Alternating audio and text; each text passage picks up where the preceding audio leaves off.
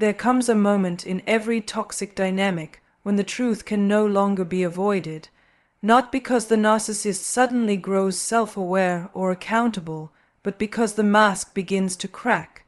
This moment is not loud or dramatic at first. It often shows up as subtle shifts in behavior, unexplained anger, sudden silence, or exaggerated confidence that feels hollow. What you are witnessing in that moment is not strength. It is guilt colliding with fear. When narcissists know they are guilty, something changes beneath the surface. They may never admit it out loud, and they may never apologize in a way that feels real, but their nervous system knows. Their need to control intensifies. Their stories become more elaborate. Their reactions feel outsized and confusing. This is not because you did something wrong. It is because accountability threatens the very identity they have spent a lifetime protecting. Understanding this phase is not about diagnosing or labeling. It is about clarity. When guilt enters the picture, narcissists often double down on manipulation, gaslighting, or sudden victimhood. They may rewrite history, recruit allies, or provoke conflict just to regain a sense of dominance. These behaviors are not random. They are survival responses to shame they cannot tolerate. This is where your power begins. When you recognize that their behavior is driven by guilt rather than truth, you stop internalizing the blame. You stop chasing explanations. You stop trying to be understood by someone who benefits from misunderstanding you. Awareness becomes a form of emotional freedom. This conversation is not about fixing them. It is about strengthening you. When you see what guilt looks like in a narcissistic dynamic, you learn to trust your perception, protect your boundaries, and step out of the emotional maze. And that clarity, once gained, cannot be taken away. There is a common myth that silence means calm, maturity, or resolution. In narcissistic dynamics, silence often means something very different. It can signal an internal unraveling that the narcissist cannot admit, name, or tolerate. When guilt enters their internal world, it does not soften them. It destabilizes them. Silence becomes a shield, a pause meant to regain control rather than a moment of reflection. When narcissists recognize, even briefly, that they are responsible for harm, their usual tools stop working. Charm fails, deflection feels thinner, certainty cracks. Instead of accountability, they retreat. They stop engaging, withhold communication, or disappear emotionally. This withdrawal is not peace, it is collapse. Inside, shame and fear are colliding, and silence becomes the only way to avoid exposure. In lived experience, this silence feels unsettling. You may replay conversations, search for closure, or wonder if you pushed too hard. That self-doubt is not accidental.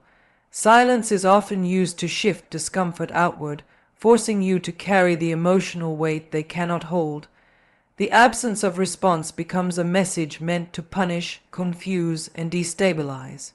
What is actually happening beneath that quiet is a loss of narrative control.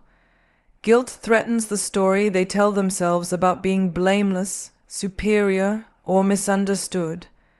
Without an immediate way to rewrite reality, they shut down. They avoid eye contact, evade discussions, or offer vague, delayed responses. The stillness is defensive, not reflective. This is where perspective becomes empowering. When you recognize that their silence is driven by inner collapse, you stop interpreting it as rejection or indifference. You begin to see it as evidence that something landed, not in a way that leads to growth, but in a way that exposed a fracture. Their nervous system is activated, not calm. Their quiet is not strength, it is strain.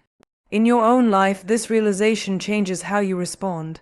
Instead of chasing conversation, you ground yourself in reality. You trust what you experienced. You no longer feel compelled to fill the silence or repair the rupture alone. You allow their withdrawal to be information rather than an invitation. Silence, in this context, becomes a teacher. It shows you where emotional capacity ends and where accountability was never going to begin. It reminds you that you cannot reason someone into responsibility if responsibility threatens their identity. And most importantly, it offers you a moment to step back, reclaim your energy, and choose yourself. When silence isn't peace, it is clarity. It reveals that the collapse is not yours to manage, fix, or soothe. It is simply something you witness as you move forward with greater self-trust, stronger boundaries, and the understanding that quiet does not always mean calm. Arrogance is often mistaken for confidence, but in narcissistic dynamics it is usually armor. It is loud, rigid, and performative, designed to keep vulnerability and accountability at a safe distance. For a long time, that armor works. The narcissist dominates conversations, dismisses concerns, and moves through relationships with a sense of entitlement that feels unshakable. But there comes a moment when that arrogance falters, not because they suddenly grow self-aware, but because they realize you see through it. That realization is deeply unsettling. When you stop arguing, stop explaining, or stop seeking their validation, something shifts. Your calm becomes unfamiliar, your clarity feels threatening. They sense that their version of reality is no longer being accepted without question. This is when arrogance gives way to anxiety. The confident posture tightens. The certainty wobbles. Control no longer feels guaranteed. In real life, this transition is subtle but powerful. You may notice an increase in probing questions, sudden suspicion, or attempts to pull you back into old patterns.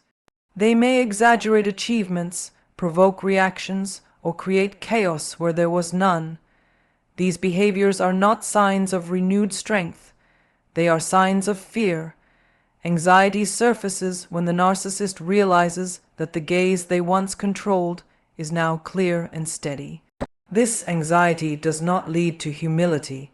Instead, it often leads to hypervigilance. They watch your tone, your boundaries, your independence. They try to predict your moves because unpredictability threatens their sense of dominance. The truth you carry, even unspoken, destabilizes them. It exposes the limits of manipulation. For you, this moment can feel confusing. You may wonder why things seem to escalate just as you begin to feel grounded.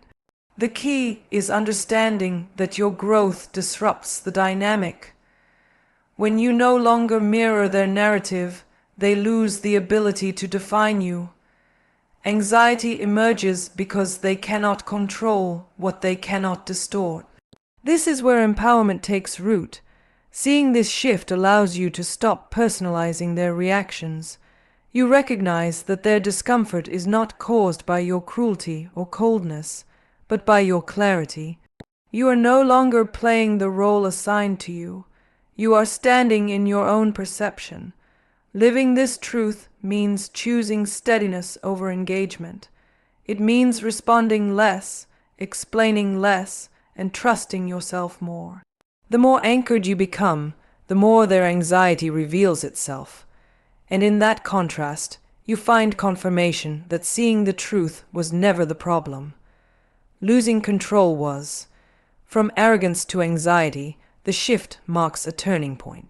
It is the moment you realize that awareness changes power, not by dominating, but by disengaging, not by proving, but by knowing.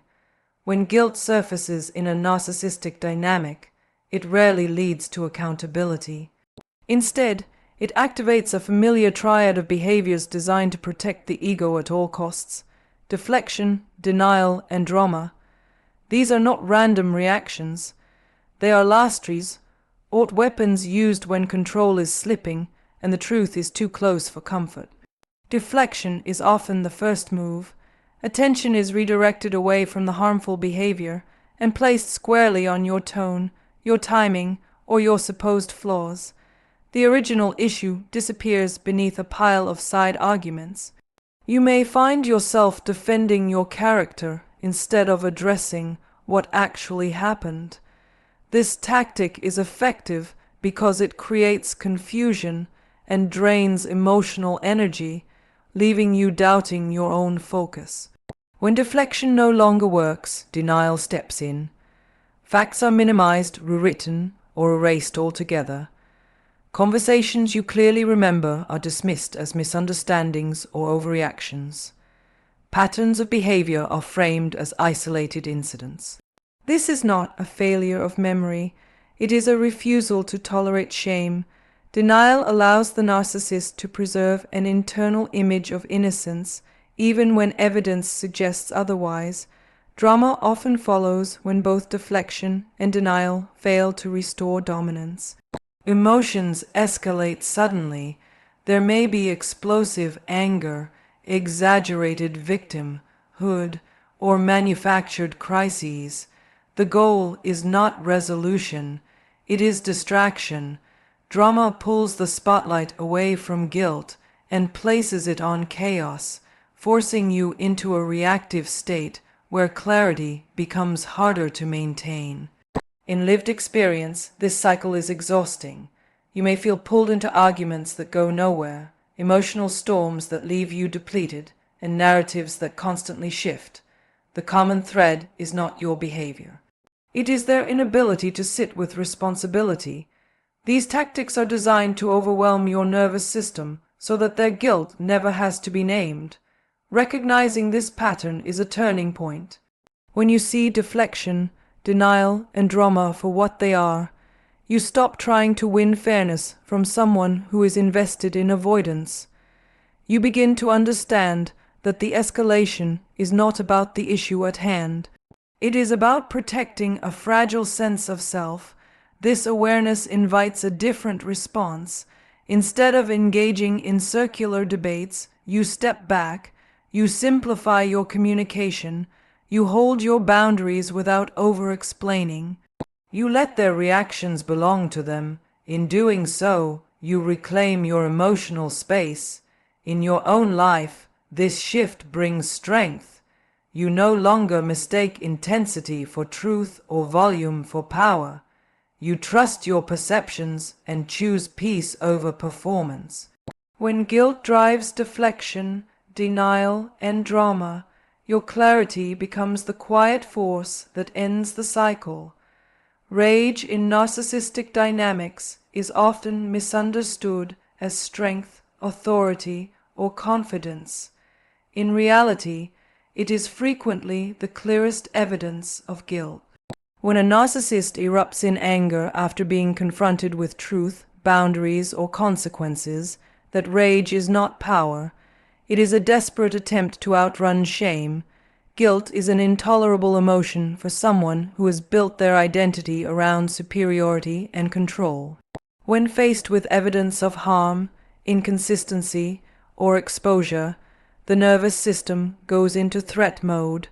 Rage becomes the fastest way to regain dominance. The volume rises. The intimidation intensifies. The goal is not communication but silencing. If they can make you afraid, defensive, or confused, they can avoid sitting with what they have done. In lived experience, this rage feels overwhelming. It may come suddenly, out of proportion to the situation. A simple question, a calm boundary, or a quiet refusal can trigger an explosive response. You may find yourself shrinking, apologizing, or walking on eggshells.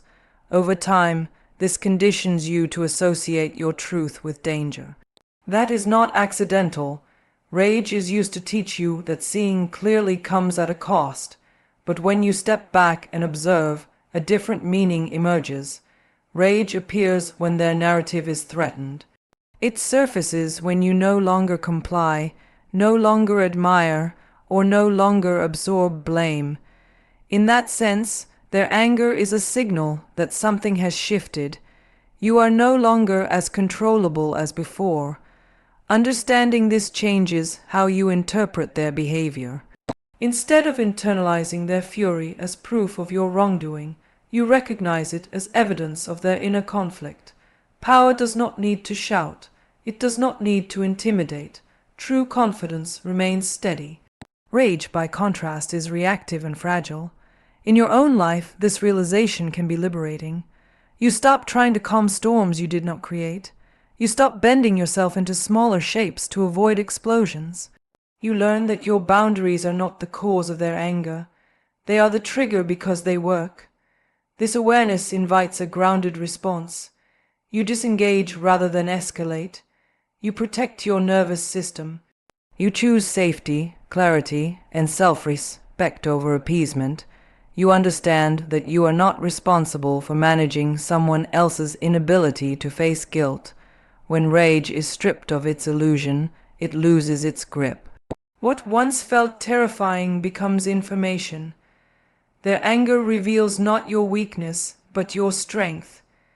It proves that your clarity has power, and that their rage is not dominance, but fear wearing a loud disguise.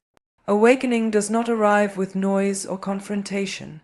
It often begins quietly, with a shift inside you. You stop questioning your reality.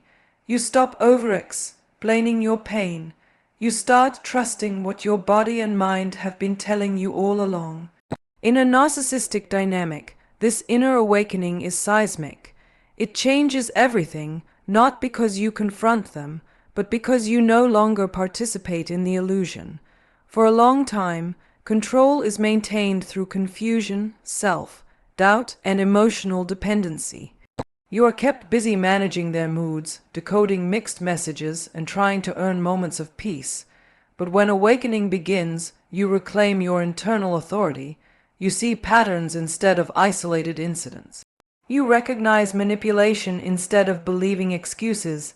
And most importantly, you realize that you do not need their permission to trust yourself. This is when control starts to slip. Narcissistic control depends on access to your attention, your reactions, and your emotional labor. When you become more grounded, less reactive, and more boundaried, that access narrows. You may speak less, explain less, and disengage more. To them, this feels like loss, not of love, but of dominance. Their reckoning does not look like remorse or insight. It often shows up as escalation. They may test boundaries, provoke conflict, or attempt to reassert control through guilt, fear, or sudden affection. This is not growth. It is panic. Your awakening destabilizes the system that once worked in their favor. In your lived experience, this phase can feel intense. You may notice pushback precisely when you are becoming clearer and stronger. It can be tempting to doubt yourself or retreat to old habits for the sake of calm. But this discomfort is not a sign that you are doing something wrong. It is evidence that something fundamental has changed. Awakening shifts power inward. You stop seeking validation from someone who withholds it. You stop negotiating your worth. You begin to prioritize your nervous system, your values, and your peace. When control is lost, the narcissist is forced to face the limits of their influence, and that confrontation is deeply unsettling for them. What matters most is what happens to you. You learn that you are not responsible for managing someone else's reactions.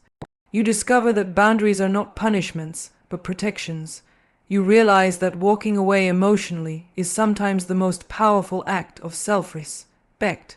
Your awakening is not an attack. It is a return to yourself. And while it may trigger a reckoning for someone who relied on your silence and self-doubt, that reckoning is not yours to carry. You move forward with clarity, steadiness, and the knowledge that once you see the truth, you cannot unsee it. And that awareness becomes the foundation of lasting freedom. What all of this ultimately reveals is a simple, powerful truth. Awareness changes the entire dynamic. When you understand how guilt, control, and fear operate beneath narcissistic behavior, you stop taking their reactions personally. You no longer chase explanations, fairness, or closure from someone who cannot offer it without losing their sense of self. Instead, you turn your attention inward, where real stability is built. This journey is not about winning, proving, or exposing. It is about reclaiming your peace. Each moment of clarity strengthens your ability to respond rather than react, to observe rather than absorb. You learn that silence, rage, denial, and manipulation are not reflections of your worth, but signals of a system breaking down. Healing does not require their acknowledgement. It requires your permission to step out of the cycle. As you trust your perception and honor your boundaries, the chaos loses its pull. What once controlled you becomes information. What once frightened you becomes familiar, and what once drained you no longer has access. This is the quiet power of awakening. You choose steadiness over struggle, truth over tension, and self-respect over survival. And in that choice, you move forward lighter, clearer, and free.